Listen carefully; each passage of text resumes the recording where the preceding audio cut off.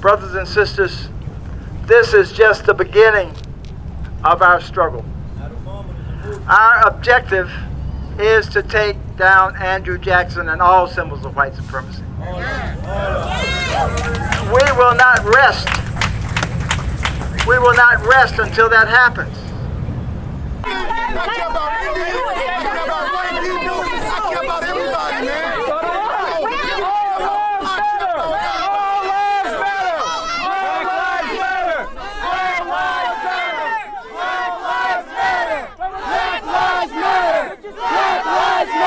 Why can't you say, you know what?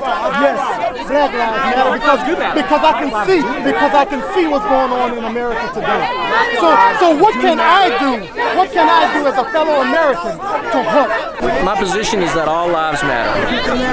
Black lives matter, white lives matter, yellow lives matter, red lives matter, everybody matters. Human beings matter. So for African Americans that has a legacy of slavery in this country and has a legacy of being oppressed, it was only 200 years ago.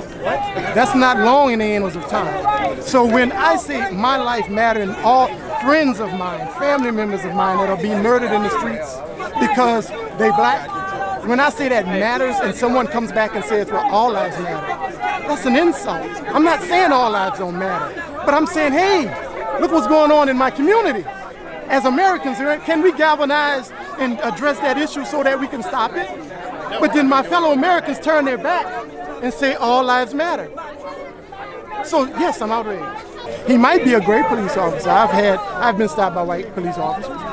Sir, you were speeding. Please, don't speed next time. Have a great day. I've been stopped by officers on the other side that's talked to me really rough, that disrespected me, that made me feel less than a man for a traffic ticket. There's no need for that. And then you compound that year after year after year. And you watch on the daily news, although there's more white crime in America, on the local news, all you see is black faces. So the media is brainwashing fellow Americans. So when I try to go and talk to this man, he has not you, but you may have a preconceived notion about me because I'm black. I'm a professional. I went to college, But it doesn't matter. I walk in the room with this. That's what's wrong with America. My family's been living here since 1726. They named a street after my family here in the city of New Orleans.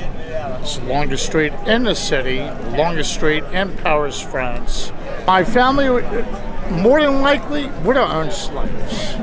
More than likely, they would have. When you were a slave, and you were a proper slave, working with that community as a slave, you bought your freedom as a servant. So do you think it was a fair, a just system, or? Yes, I do.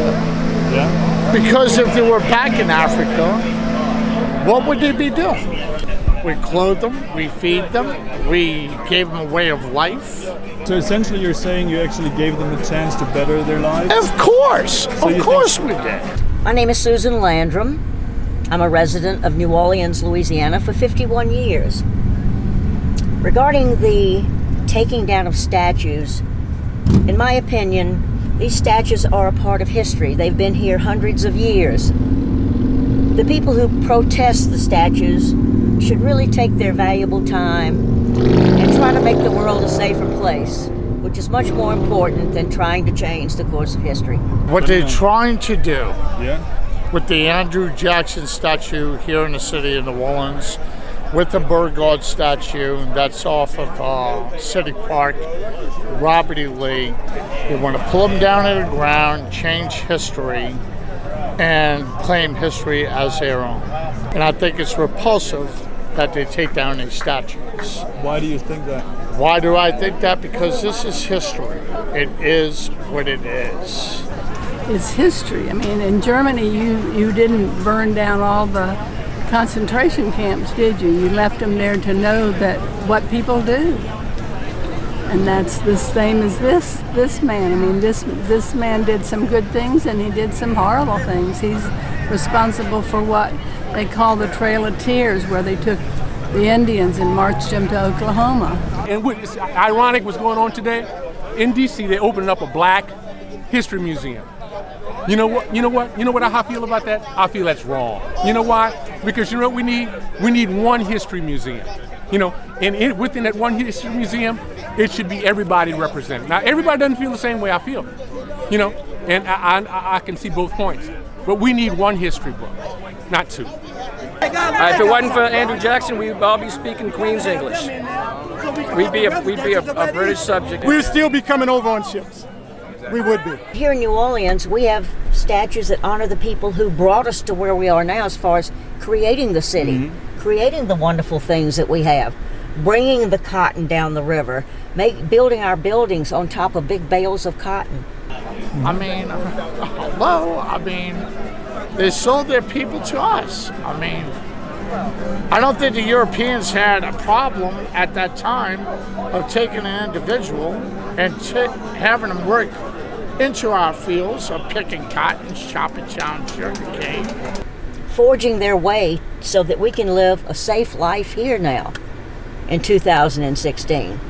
Protect and serve does not cross my mind. I think of survival. How I'm going to survive this encounter with this police officer. The statues are just magnificent, and plenty of people take plenty of pictures of all the statues. Everything's going well. I mean, the man's still standing. And everyone's always welcome in New Orleans. We have a saying here, let the good times roll.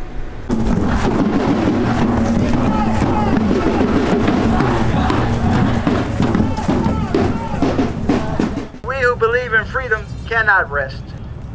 We have to keep fighting till it's done.